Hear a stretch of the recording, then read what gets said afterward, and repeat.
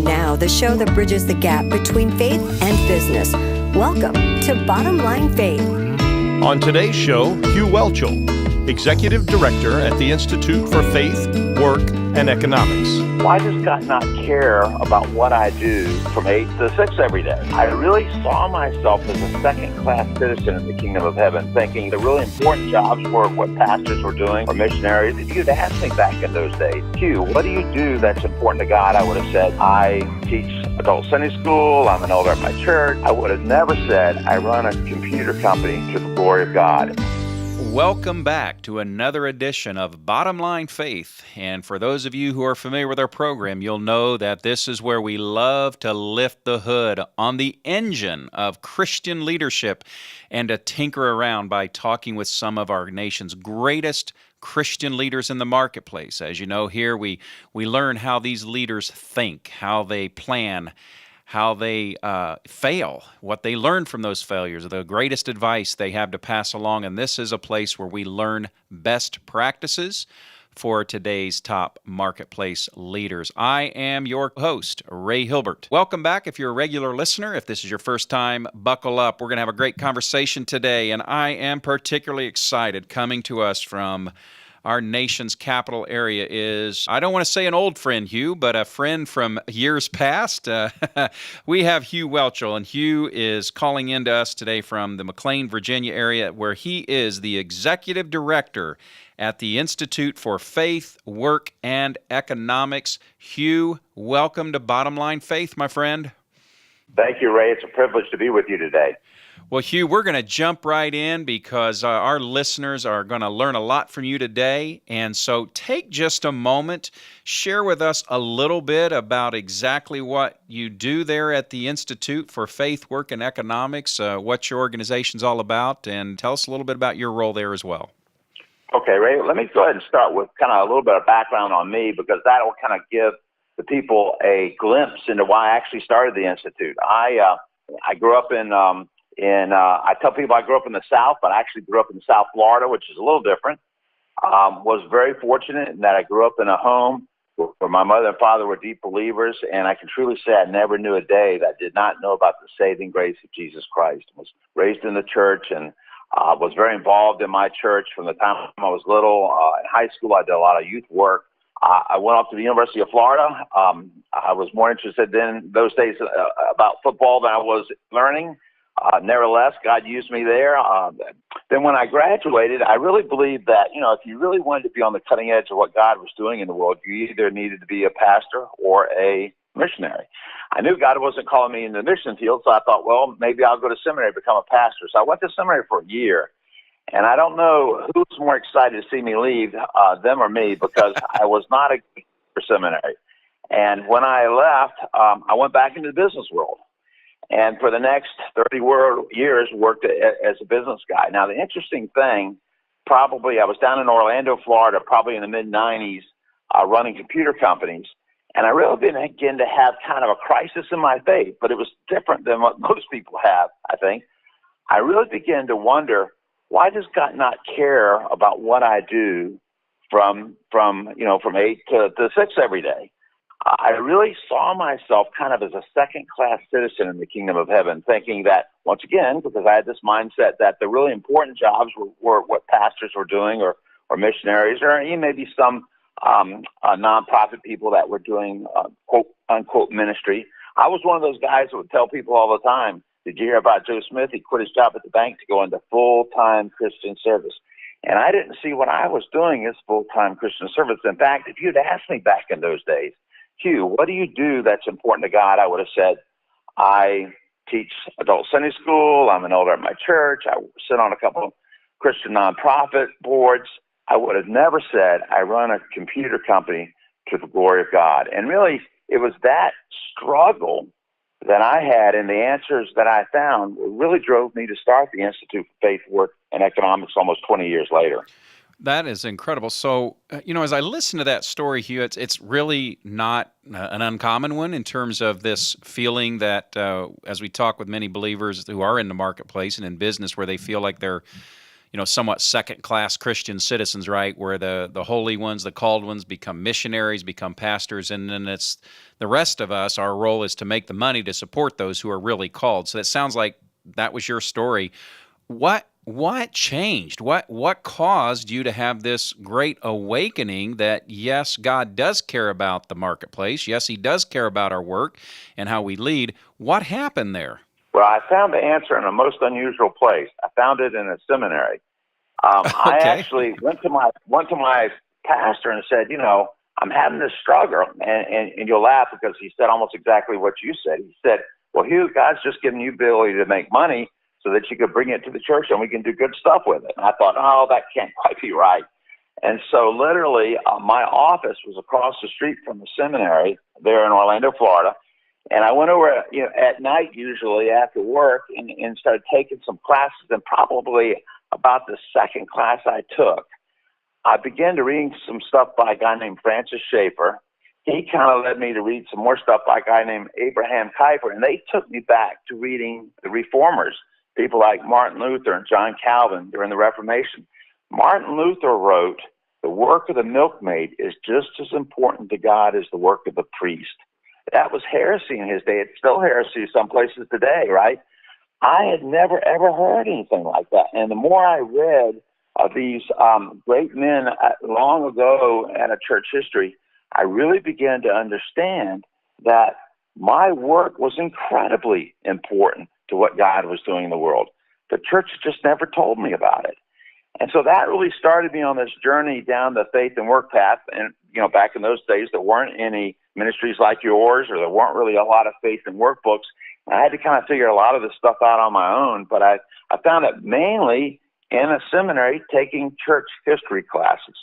That's an amazing story, and so it sounded like, even though it's taken took a long time or a number of years to get there, you had this moment where it just like lightning, right? Eureka! It struck you. Yes.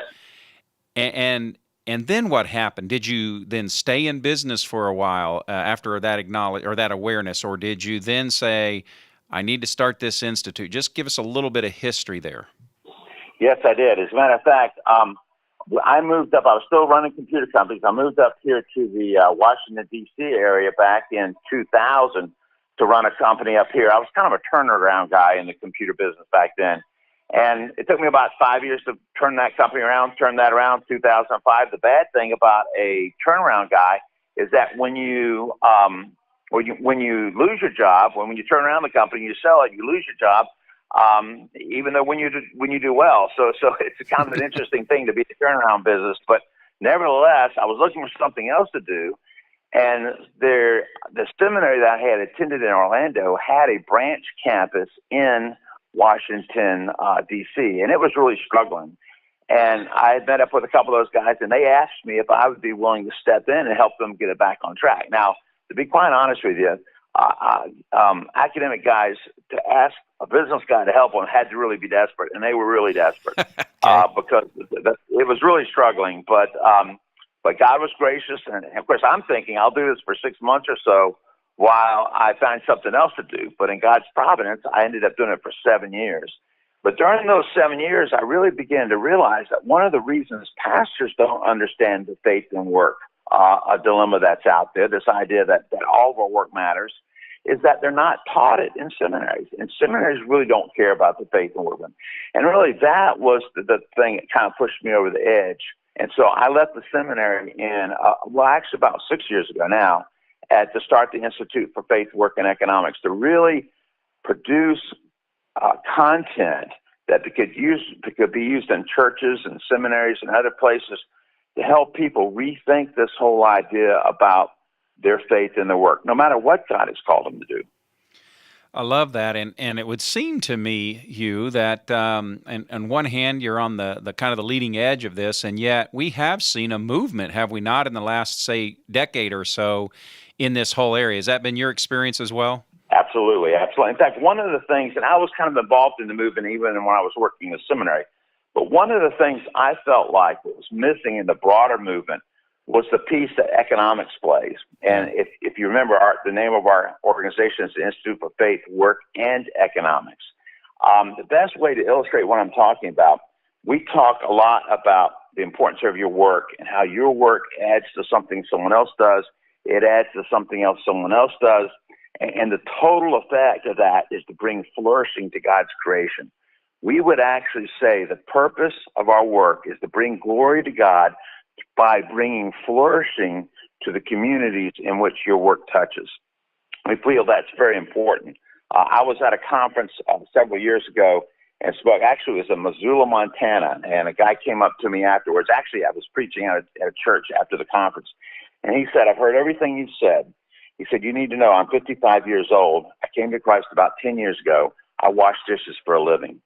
He said, "I'd always thought that after I became a Christian, about the only thing good I could do at work is occasionally share my faith with someone. But he says, I work back in the back where it's hot and steamy. No one ever comes back there." Then he said, "But if what you're saying is true, if I wash every dish that I have the opportunity to wash, every counter I clean, if I do that to the glory of God in ways that I don't completely understand, He'll bring other people alongside what I do, and the combination of our work will bring flourishing to my community." And tears are running down his face when he says this. I said, "That's exactly right." Then he turned to me and said, "That makes all the difference." So that's the kind of thing that we're trying to bring to the faith and work movement. I love that. And as I'm listening to you to share that example and that story, I guess if I were Satan, one of the strategies I would use to defeat the church is I would cause like 99% of those Christ followers to feel like their lives don't count and what they That's do right. with the majority of their waking hours has no impact on anything.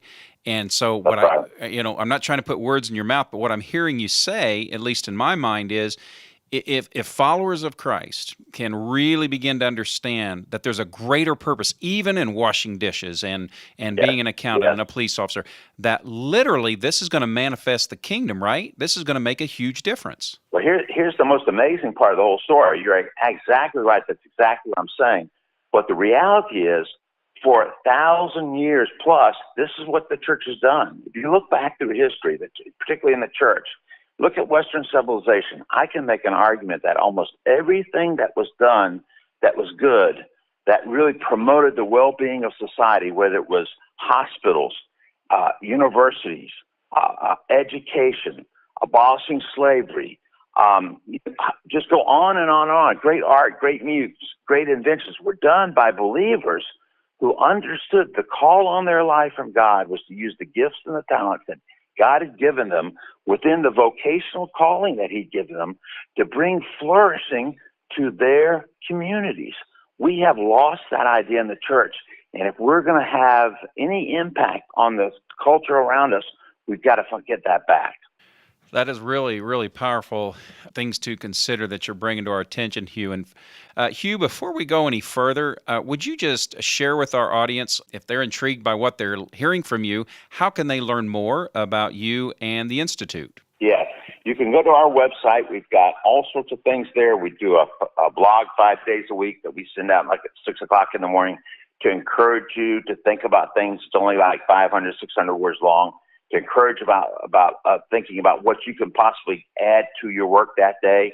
We've got articles, we've got books you can download. Our website is www.tifwe.org. Or if you just Google faith, work, and economics, our website will usually come up. Thank you very much. And folks, just once again, the website for Hugh's organization is www.T as in Tom, I, F as in Frank, W, E as in Edward.org. And so thank you, Hugh. That's great. And we'll cover that one more time before the end of our time together. So, Hugh, what I'd like to do, this has been great so far. You've shared with us a little bit about some of those things that you learned early on, what kind of inspired you to birth the Institute here and so forth. So you deal a lot with Christian business leaders, right? This is really your world on a daily basis. So our audience is comprised of business owners, presidents, CEOs, managers, really the full gamut. But what we really love to do here at Bottom Line Faith is to do just that, is to give our listeners practical, bottom line counsel and advice and best practices of how they can live out their faith. So let's transition a little bit here. As you talk and work with Christian leaders in the marketplace, What's some of the advice that you try to share with them to help them also understand this great realization that what they can do is to really help mankind flourish and to bring about the kingdom? What's some advice and counsel you like to pass along? I tell you, one of the first things I do, whether I'm talking to a group or talking to someone one-on-one, is I'll ask them to do this. I'll say, take out a piece of paper and a pencil, and I want you to think about what you did yesterday. I want you to write down what percentage of it was secular and what percent of what you did yesterday was spiritual. And then typically if I'm in a group, I'll go and ask 4 or 5 people, or if I'm with an individual, ask them. And they'll tell me, 50-50 or 25-50. Or I was at a school one time and a girl said, well, I did my Bible study in my dorm yesterday, so I gave myself 75% spiritual yesterday, 25% secular. Right. And then I'll read to them out of the book out of Corinthians, where Paul tells the Corinthians, whatever you eat or drink, whatever you do everything to the glory of God. And I say, now, how do you justify what you just wrote down, that some of the stuff you do is for the glory of God, some of it doesn't really matter, with that text? And they can't. As a matter of fact, one of the things I show people a lot of times, if you go to the Hebrew language in the Old Testament, there's not a word for spiritual there. Is it because they just weren't spiritual people? Of course not. It's because they had no need to separate spiritual from secular. To them, everything was spiritual. And if that's the starting place for us as Christians, particularly as business people, to understand that everything we do from the moment we get up to the moment we put to bed is spiritual. And we have to see it that way. I believe that this spiritual secular divide that we've falsely created, this dichotomy that we've falsely put in place, is probably the besetting sin of the church in the 21st century. Because what happens is we think, well, that's secular. And that's not necessarily means that's bad. It just means that God doesn't care about it. So then what we do is we embrace a whole different set of norms when we begin to think about, how do I live in that non-spiritual world that God doesn't care about? And we've got to get that thinking out of our minds completely. So that's probably, if I can say one thing to a business person, that's where I always start. I love it. That's really powerful. And so in this passing along, this training, this equipping, and we're not about throwing stones or, throwing dirt here. I once heard every time you throw dirt, you lose ground. So we're not here to be negative. That's right. But who do you find it more challenging to communicate this message to? Church leaders who are maybe entrenched in a certain mindset or worldview, or marketplace leaders? Who do you think has a harder time grasping this truth that you're sharing with us? It depends from time to time, but as a group, it's pretty much church leaders, because they haven't been taught to think this way at seminary. And unfortunately, it's fascinating, because when I ran the seminary, after about 2 weeks, I went to my wife. I said, there's something really different here than any other job I've ever done, and I can't figure out what it is. And then finally it dawned on me. It's that in my old job, I worked with non-Christians all the time. In fact, the majority of people I worked with were non-Christians. In this new job, I never, ever even talked to someone who wasn't a Christian. I kind of entered a Christian bubble. And I think it's one of the problems with the church. We've got this kind of Christian bubble, and we don't think about how we interact with the outside world on an ongoing basis. And I think that adds to some of the confusion around this idea about faith and work, and particularly the secular spiritual divide. It's interesting. I've asked pastors, the same question about, write down what percent. And guess what their answer always is? It's 100% spiritual. But then if you ask them, well, how about a business owner in your congregation? Oh, he's probably 25% spiritual and 75% secular. So they still have this spiritual secular separation. It's just they don't see it in their job. They see it in other people's jobs. And I think that's the piece we really have to get back to, is get everybody on the same page and say, okay, we're going to start with the place of understanding that Scripture teaches us there is nothing that's secular. Great stuff. As you started this organization, what's been the biggest mistake or thing that you would look back? I'm not a fan of saying live in regrets, because God uses everything for His glory if we'll allow it. But as you look back, as you've started this organization and as you've been building it and taking it truly national, what would you do different, or what mistake would you want to go back and correct? And this is a great teaching moment for our audience. I think the biggest mistake we had early on was not really having a big enough vision. Our vision was too small, interestingly enough. I had a guy tell me, actually, about probably at the end of the first year, he said, if your vision is so small that you can do it in a lifetime, it's too small. It needs to be bigger. And so we've actually expanded our vision, and we want to take this message of faith, work, and economics, not just to people in the United States, but to people all over the world. And once we start praying about that, God has opened tremendous doors. Our economist, we have a PhD economist, Ann Bradley, that works for us. She just got back from a big conference in Brazil. I was invited just last month to go and do a 5,000-person conference in Jakarta, Indonesia. Our theologian, Art Lindsley, just got back from Geneva, Switzerland, and spoke to church pastors and leaders from all over the world. Once we really said, God, we don't want to restrict what you want to do, things have just taken off like crazy. So never restrict what you think God might want to do with you or your situation or your business or your company, because he has plans to go way past anything you possibly can imagine. We see that a lot, right? We've got limited vision, limited eyes. It says in Zechariah 4, do not despise the day of humble beginnings. And so you had this vision, and now look, just a short number of years later, God literally is using your organization on a global basis. And that's good. I'm going to repeat that. I wrote that down, Hugh. You said that if your vision is so small that you can do it in a lifetime, it's probably too small a vision. Thank you. That's right. That is a great, great word. What do you think is the best business or leadership advice that you can recall being given? Who gave it to you, and what was it? Actually, the best advice I've gotten, it really came out of a book, and the guy who wrote the book's become a friend of mine. His name is Oz Guinness, and he wrote about 20 years ago. He wrote a book called The Call, and he said in that book that our primary calling is to become disciples of Christ, and that's for all of us. That's our primary calling. But then he goes on and says that each of us have 4 secondary callings, and the secondary callings, and this is where the kind of rubber meets the road. This is where we work out our salvation in fear and trembling. But those secondary callings are our call to the family, our call to the church, our call to community, and our call to vocation. And he goes on to explain that through a life, all the work you do, paid and unpaid, really is going to take place in those 4 arenas. And that we need to see our life as integrated, and we're doing all of those things to bring glory to Christ. We're doing all those things to bring flourishing to the people we touch in those 4 communities. And that it's okay as we go through seasons of our life for the amount of time we spend in those different areas to expand and contract. In fact, that's natural, and we shouldn't be upset about that. But we always have to remember we're always called to do work in all 4 of those areas. That's what a unified, that's what a wholehearted life looks like as a Christian disciple.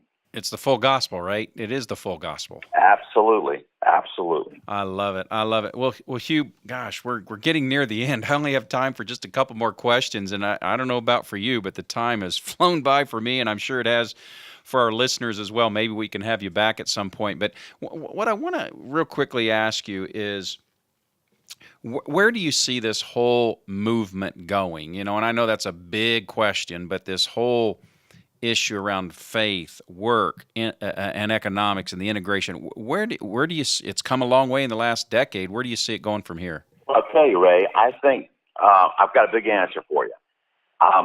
I believe God is laying the foundations for another Reformation. This October, we'll celebrate the 500th anniversary of Martin Luther nailing the 95 Thesis to the door of the church in Wittenberg, which actually was a catalyst that started the Reformation. But even if you go look at the history behind that, you'll see that even before that event, maybe 100 years before that event, God was laying the foundation. Things were taking place. Things like the invention of the printing press, things like translations of the Gospels into German, into English, into the common language. I believe the same thing is happening now. I believe God is using the faith and work movement to lay a foundation for a great revival that he's going to bring to his church, a new reformation. And I pray that we all live long enough to see that happen. That's no small vision that God's given in that. And I wholeheartedly agree. I recently read a quote from Billy Graham himself that he believed that the next great awakening was going to occur in the marketplace. And so I tell folks, hey, you may not believe me, but I think you might want to listen to Billy Graham. I think you're right.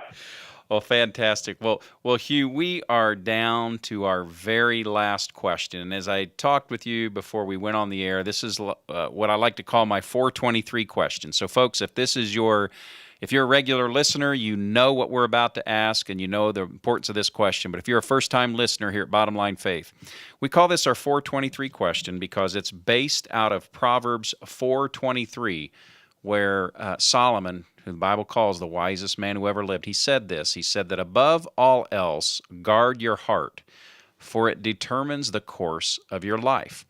And so, folks, there are some biblical scholars who believe that these may have been among Solomon's last words. And so in your mind's eye, if you could imagine, he's gathered his family, his friend, his loved ones around, and he's having a conversation. And he's saying, hey, I've given you all this wisdom. I've given you all these incredible principles to live by. Now I'm going to tell you the most important thing. Above all else, guard your heart. So, Hugh, let's just pretend that we know the day and the hour that the Lord's going to call you home and you're at the end of your time this side of eternity, but you have a chance to gather together your family, your friends, and your loved ones. Finish the sentence. Above all else, God has called you to do two things. The first thing he's called you to do is fill the earth with God's redeemed images. The second thing he's called you to do is to subdue the earth, to make the earth a place for God's people and all of his creation to flourish. Everything you do in every minute of your life from here on, make sure it aligns with those two things. That is powerful, powerful advice. And that's out of Genesis 1:28. Straight out of Genesis 1:28. Fill the earth, right? With God's redeemed images. That's right. We have to change it a little bit from what it was. He told Adam and Eve to fill it with images. We're called to fill it with redeemed images. I love it. I love it. Well, folks, wow, I promised you at the front of the show that we would be on a wild ride today. And we have, I don't know if you know this or not, but folks, you probably now understand that you have been learning from and hearing from one of the thought leaders, one of the leading edge experts, if you will, in this whole space of faith and work, and of course, as he has shared with us, economics and the integration thereof. We have been talking with Hugh Welchel, the Executive Director at the Institute for Faith, Work, and Economics. Hugh, one more time, tell our audience here, how can they learn more about you and the Institute? Where can we find out about you? Yes, just go to our website, www.tifwe.org. tifwe.org. That's awesome, folks. I hope you'll check them out at the Institute for Faith, Work, and Economics. Hugh, thank you so much, my friend. What a great time this has been today. You've been a blessing to me, friend. It's been a joy. Thank you for having me. Hopefully you'll come back, because I'm sure you're going to be hearing a whole lot more and teaching a whole lot more in the coming months and years. Will you come back again on Bottom Line Faith? Absolutely. And we've got that on recording, so now it's a promise you've made for all of eternity. Well, folks, I am your host, Ray Hilbert, here at Bottom Line Faith. And if this is new to you, please check us out at bottomlinefaith.org.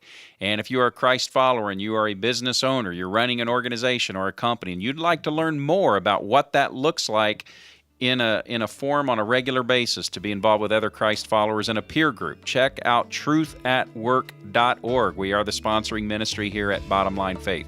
Until next time, this is Ray Hilbert saying so long, God bless, and we'll see you soon. Bottom Line Faith is brought to you by Truth at Work. If you'd like to hear about new episodes or listen to past episodes, visit us online at bottomlinefaith.org. You can also subscribe to the show through Google Play and iTunes.